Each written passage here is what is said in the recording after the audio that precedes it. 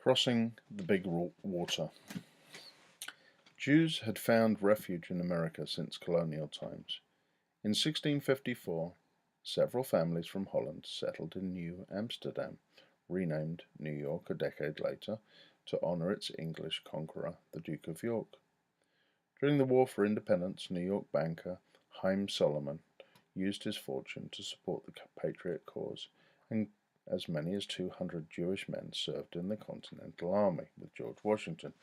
In the years following independence, America's Jewish population rose slowly to 4,000 in 1820 and 250,000 by 1880.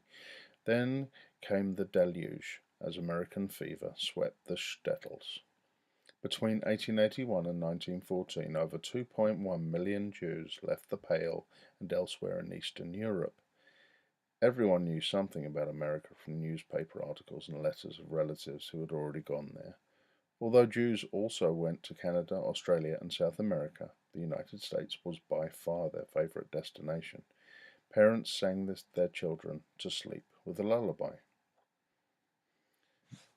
In America, they say, there is never any dearth. It's a paradise for all, a real heaven on earth.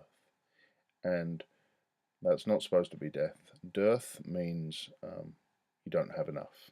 So in America, there is never any dearth, which means there's never a situation where you don't have enough.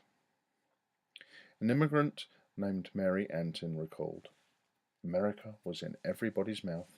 Businessmen talked of it over their accounts. The market women made up their quarrels that they might discuss it from stall to stall. People who had relatives in the famous land went around reading their letters for the enlightenment of the less fortunate folks, and children played at emigrating. Antin added that scarcely anybody knew one true fact about this magic land. She was right. The real America was no paradise. Its streets were not paved with gold, as rosy reports often led would-be immigrants to believe.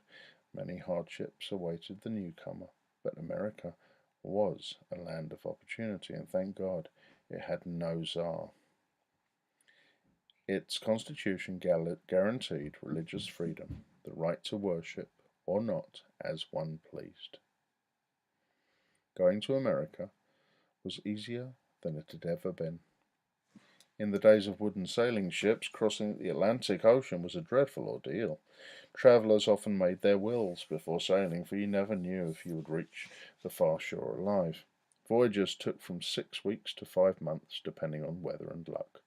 Storms blew immigrant vessels off course. Wind gusts tore sails to shreds and toppled masts.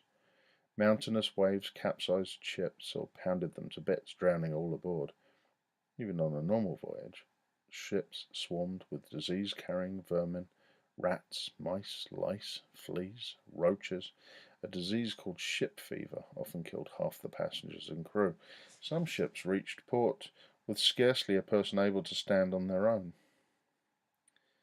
By 1903, however, iron steamships had greatly improved ocean travel. In that year, Russian Jews sailing from Hamburg in Germany or Italians from Naples could count on spending 6 to 17 days aboard ship.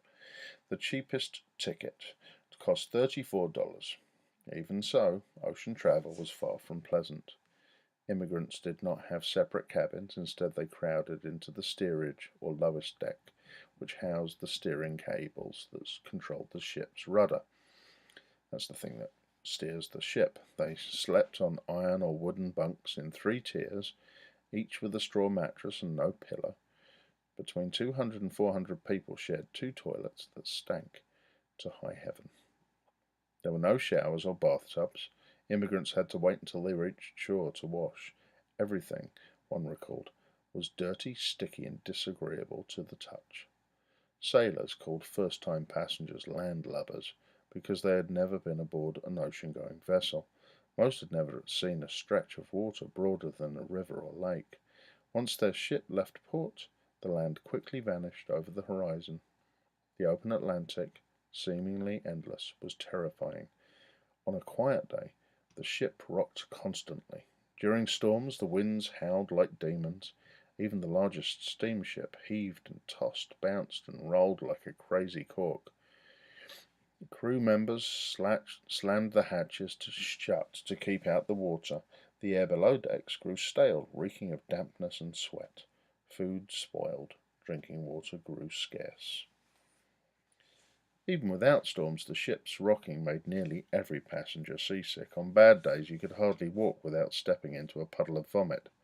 An immigrant recalled that hundreds of people had vomiting fits. I wanted to escape from that inferno, but no sooner had I thrust my head forward from the lower bunk than someone above me vomited straight upon my head. I wiped the vomit away, dragged myself onto the deck, leaned against the railing, and vomited my share into the sea, and lay down half dead upon the deck. The ship's heads, or toilets, often backed up. The filthy overflow covered the area, filling the air with dreadful odours. Crossing the Atlantic in steerage was not for softies. Eventually, seagulls appeared overhead. A shoreline became visible in the west. Hours passed. The ship steamed into a vast harbour, teeming with vessels of every size. That word teeming again. Lots of them. To its right, docks lined the shore as far as the eye could see, like the teeth of a comb jutting into the water. Behind the docks rose rows of soaring towers, skyscrapers. To the ship's left stood the big woman with the spikes on her head and the lamp in her hand.